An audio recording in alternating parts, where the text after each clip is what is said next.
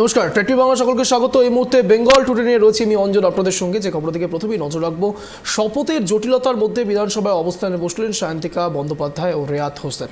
আপনারা সবাই জানেন বিধানসভা উপনির্বাচন হয়েছিল বরানগর এবং ভগবানগোলাতে, আর সেখানেই তারা নির্বাচিত হয়েছিলেন মানুষের মদতে, মানুষের রায়ে। সাহিত্য সম্রাট বঙ্কিমচন্দ্র চট্টোপাধ্যায়ের জন্মদিবসের অনুষ্ঠানে অংশ নিলেন বরানগর এবং ভগবানগোলা বিধানসভার দুই জয়ী প্রার্থী।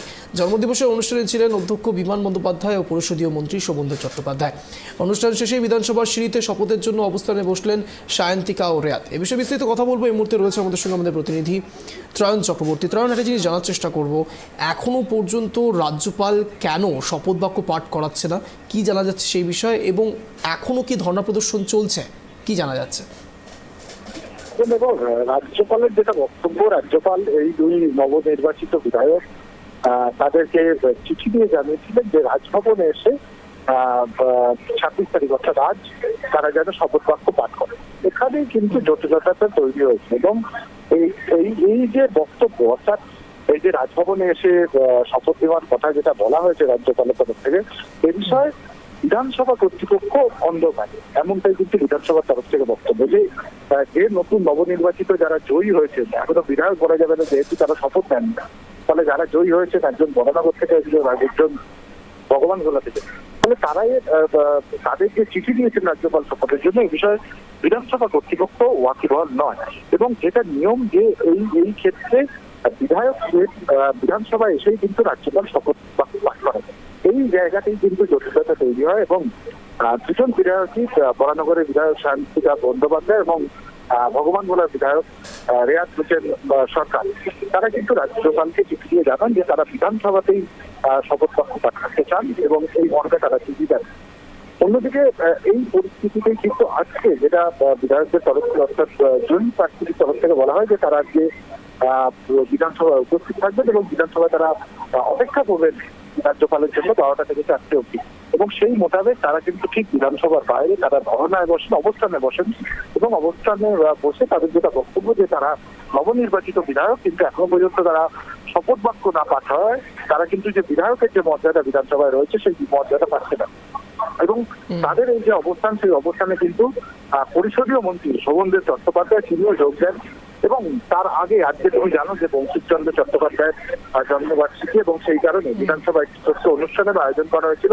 সেখানে অধ্যক্ষ বিমান বন্দ্যোপাধ্যায় উপস্থিত ছিলেন এবং তাকে যখন এ বিষয়ে জানতে চাওয়া হয়, তিনি কিন্তু বলেন যে রাজ্যপাল কোথাও একটা চ্যালেঞ্জ ছুটছে বিধানসভাকে, অর্থাৎ কোথাও একটা দুটি যে সাংগঠনিক জায়গা, সেই দুটি সাংগঠনিক জায়গার কোথাও একটা ঠোকাঠুকি হচ্ছে এবং যার ফলে সাধারণ মানুষ, অর্থাৎ এই যে বরানগর বিধানসভার অন্তর্গত যে সমস্ত সাধারণ মানুষ এবং ভগবানগোলার অন্তর্গত যে সমস্ত সাধারণ মানুষ, তারা বিধায়কদের থেকে যে ধরনের সুযোগ সুবিধা পান বা চিঠিপত্রের সঙ্গের ক্ষেত্রে, সেই সমস্ত কাজগুলো কিন্তু আটকে রয়েছে।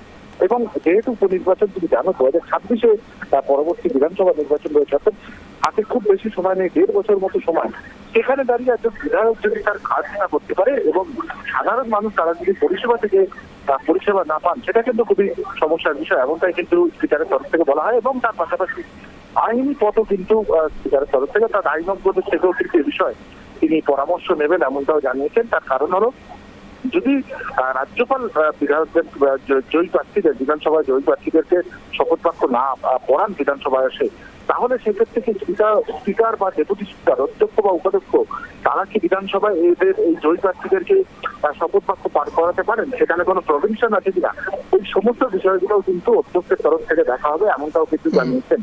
তবে সব মিলিয়ে যেটা বলার কথা, যে পশ্চিমবঙ্গের বিধানসভার ইতিহাসে এটা কার্যত একটা নজিরবিহীন ঘটনা যে নবনির্বাচিত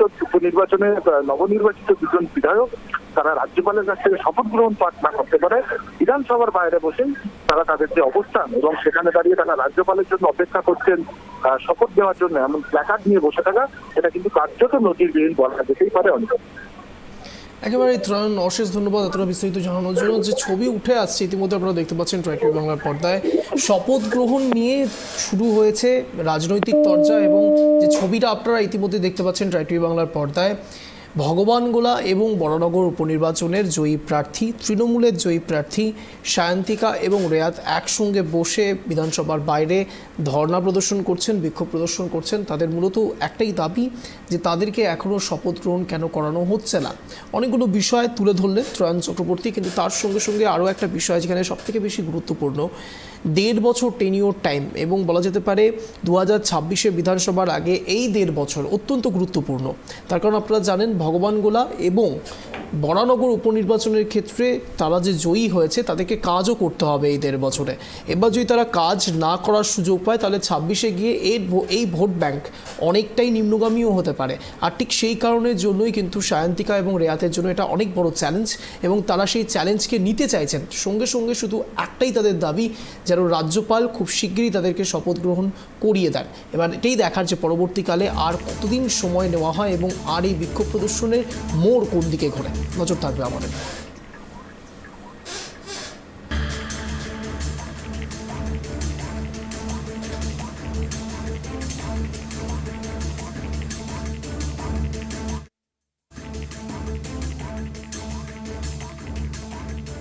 রাজভবনে আমাদের সাথে রাজভবনের কোনো যোগাযোগ হয়নি, রাজভবন আমাদের কোনো কিছু জানাননি।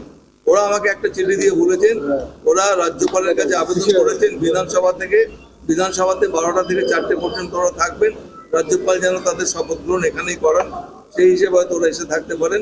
এবং সেই জন্য আমাদের যে বিধানসভার সচিবালয়কে আমরা রেডি থাকতে বলেছি, যদি রাজ্যপাল আসেন তাহলে শপথ গ্রহণটা হতে পারে। এটা রাজ্যপাল যদি করে থাকেন, রাজ্যপাল জেনে শুনে একটা, আমার মনে হয় তিনি একটা চ্যালেঞ্জ গ্রহণ করছেন, একটা চ্যালেঞ্জ দিচ্ছেন মনে হয়। এটা ঠিক করছেন না রাজ্যপাল। ওনার বোঝা উচিত ছিল বিধানসভার সদস্য হচ্ছেন এরা দুজন, বিধানসভাতে এসে শপথ গ্রহণ করানোটাই ঠিক উপযুক্ত হতো। আমরা লোকসভায় কি দেখলাম, লোকসভায় তো রাষ্ট্রপতি সবাইকে শপথ দেননি, প্রোটেম স্পিকার করেছেন। এরপরে যারা এই মিড টার্ম পোলে জিতে আসবেন তাদেরও স্পিকারই তিনি শপথ দেবেন, সেখানে রাষ্ট্রপতি শপথ দেন না। পশ্চিমবঙ্গের ক্ষেত্রে দেখছি একটা অন্যরকম তিনি চিন্তা ভাবনা করছেন। এটা কেন করছেন আমি বলতে পারবো না, এর পেছনে কোনো উদ্দেশ্য থাকতে পারে আমার মনে হয়। দুপক্ষের অবস্থা এমন বললে স্পিকার যেটা করছেন সেটা আমার মনে হয় সংসদীয়, পরিষদীয় এবং যুক্তরাষ্ট্রীয় এই 3টে ব্যবস্থাকে আঘাত করছেন। ওনার জেনে রাখা উচিত উনি একজন নির্বাচিত প্রতিনিধি নন, উনি একজন নমিনেটেড প্রতিনিধি। আর যারা জিতে এসেছে তারা মানুষের ম্যান্ডেট নিয়ে এসছে, এবার মানুষের ম্যান্ডেট নিয়ে এসে যদি সেই মানুষকে তারা পরিষেবা দিতে না পারে, আর এর জন্য যদি স্পিকারটা নিজের ইগো স্যাটিসফাই করার জন্য যা খুশি তাই করেন, এটা তো মেনে নেওয়া যায় না। সরি, রাজ্যপাল আমরা চাইছি যে একটা প্রথা যেহেতু চালু আছে, সে প্রথাটা মেনেই আমরা চাইছি যে এখানে এসে যাতে উনি বা ওনার প্রতিনিধিকেও দায়িত্ব দেন। যেহেতু আমাদেরকে এই ইয়েতে বিধানসভাতে আমাদেরকে কাজগুলো চালাতে হবে, কারণ টানাপোড়েনটা দুতরফা হয়, একতরফা টানাপোড়েন হয় না। আমরা বলছি, বিধানসভা বলছি আমাদের ইন্টিমেশন দেওয়া হচ্ছে না। আমাদের বলা হচ্ছে রাজভবনে এসে আপনারা শপথ বাক্য পাঠ করুন, সেইখানে অব্দি ঠিক আছে, কিন্তু কে শপথ বাক্য পাঠ করাবেন সেটা তুমি বলা হচ্ছে। মাননীয় রাজ্যপাল বলুক যে উনি শপথ বাক্য পাঠ করাবেন রাজভবনে, আমরা অবশ্যই এখানে যা যা প্রসিডিংস আছে সেটা করে আমরা চলে যাব। উনি করাবেন না, তাহলে উনি দয়া করে আমাদের অনারেবল স্পিকারকে করুক অ্যাপয়েন্ট। আমরা বিধানসভাতেই বসে আছি, নয় উনি আসুক। কিছু তো টানাপোড়েন নেই কোনো, আমরা টানাপোড়েন করি না।